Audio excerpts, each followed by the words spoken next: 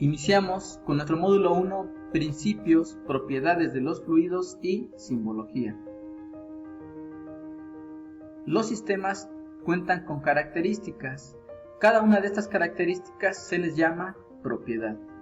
Algunas de las propiedades conocidas son masa, volumen, temperatura, presión y densidad. Estas propiedades se clasifican en intensivas y en extensivas. Las propiedades extensivas son los valores que dependen del tamaño o extensión del sistema. Ejemplo, la masa y volumen. Las propiedades intensivas son aquellos valores independientes de la masa del sistema.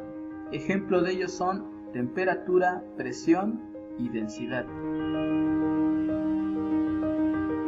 Un sólido puede resistir un esfuerzo cortante con una deformación estática, un fluido no. Cualquier esfuerzo cortante aplicado a un fluido, por muy pequeño que sea, provocará el movimiento del fluido. Ejemplo de ello tenemos a la hidrostática. Esta estudia a los fluidos en reposo. Lo podemos ver en los tinacos o tanques de agua. El fluido se encuentra de manera estática, pero existe la presión de tipo hidrostática. Por lo tanto, los fluidos presentan propiedades características. ¿Cuáles son? Densidad, volumen específico, peso específico, viscosidad, tensión superficial y capilaridad. Densidad se define como la cantidad de masa que hay por unidad de volumen. La fórmula para obtener la densidad es ρ igual a m sobre v. M se da en kilogramos y v en metros cúbicos debido al sistema internacional.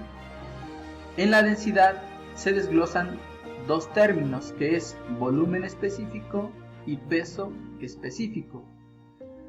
El volumen específico es la inversa de la densidad y el peso específico es el peso por unidad de volumen.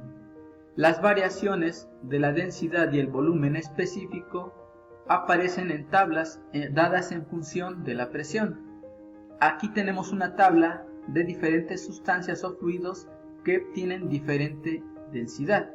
Por ejemplo, el agua tiene una densidad de 1000 kilogramos sobre metro cúbico, el mercurio 13.600 kilogramos sobre metro cúbico, y así sucesivamente, dependiendo del fluido, tienen diferente densidad. Viscosidad es la medida de la resistencia de un fluido a la deformación cortante o angular. Se debe a las fuerzas intermoleculares. También se define a la viscosidad como a la facilidad que tiene un fluido para poder desplazarse cuando se le aplica una fuerza externa. Pero es importante conocer que la viscosidad va a cambiar dependiendo de la temperatura. Por ejemplo, en los líquidos, si aumenta la temperatura, disminuye la viscosidad. En los gases es a la inversa, si aumenta la temperatura, aumenta la viscosidad. Estas son características de fuerzas viscosas tanto en líquidos como en gases. Como observamos en la siguiente figura, tenemos dos placas, una fija y una encima de la otra, que sería la placa móvil. Si entre estas colocamos una película de aceite o lubricante y ejercemos una pequeña fuerza en la placa de arriba, esta se desplazará a tal velocidad dependiendo de la viscosidad o espesor que tenga el lubricante. Por lo tanto, va a haber un incremento de velocidad. Puede ser más rápido o más lento dependiendo del coeficiente de viscosidad. Ejemplos de fluidos con respecto a su viscosidad. Se van a clasificar, pero se comparan mediante esta gráfica. En la línea horizontal se ve la variación de velocidad respecto a deformación angular y en la línea vertical el límite de fluencia con respecto al esfuerzo cortante. ¿Qué quiere decir? Que cuando aplicamos una fuerza al fluido, este va a empezar a moverse, dependiendo de su viscosidad, puede ser un movimiento rápido o movimiento lento. Hay materiales que presentan diferente viscosidad. Un material que es directamente proporcional aumenta, así como aumenta la velocidad, también aumenta el esfuerzo cortante, son los fluidos de tipo newtonianos. Ejemplo de ellos son el agua y la gasolina. Otro tipo de materiales, por ejemplo, les puedo comentar, son los fluidos de tipo dilatantes.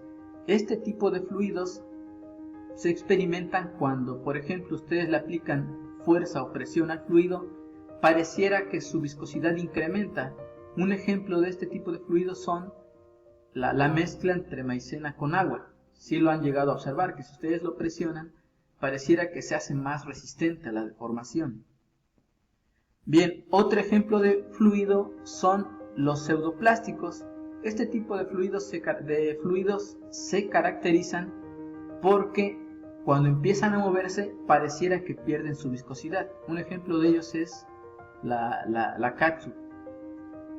Y así hay una clasificación de diferentes fluidos dependiendo de cómo se comportan con su viscosidad.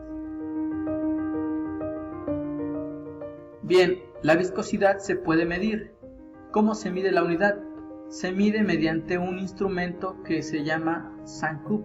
Es un tipo de instrumento el cual cuenta o es un contenedor que tiene un orificio en la parte baja, y con este instrumento se mide el tiempo en que tarda en escurrir un lubricante, y con este se consigue lo que es el parámetro del factor de viscosidad. Se puede medir en stocks, que es centímetros al cuadrado sobre segundo, o más comúnmente se mide en centistocks, que es igual a una centésima del stock. Tensión superficial es el resultado de las propiedades moleculares que ocurren en la superficie. Las moléculas de un líquido ejercen fuerzas pequeñas de atracción unas sobre otras, dentro de un líquido en el que cada molécula está completamente rodeada de otras moléculas y la fuerza es totalmente neta o cero. Para las moléculas de la superficie del líquido no existen fuerzas de atracción, dado que se encuentran en la parte más alta. Esto hace que actúen hacia abajo, provocando un impulso y evita que el líquido se contraiga o resista a ser estirado o roto. A esto se le llama tensión superficial. En las imágenes podemos ver, por ejemplo, el caso del insecto. El líquido, al estar en la parte más alta, estas moléculas forman una membrana que evitan que se rompa esa cohesión. El otro ejemplo es de algún elemento metálico que es ligero y que también puede ser soportado por esa tensión superficial del fluido.